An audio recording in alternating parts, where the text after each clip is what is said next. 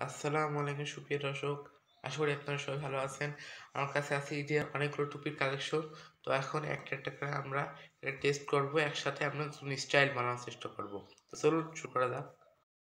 এখন এই টুপিটাকে বেছে নিয়েছি, তো পরা যাক এই সময়। তো আমরা এই টুপিটাকে বাছলাম, এই টুপি পরা শেষ।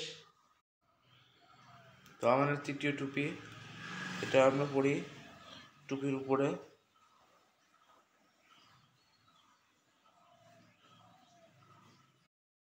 চতুর্থ আমরা এই টুপিটাকে বাছলাম, এটা পরা যাক।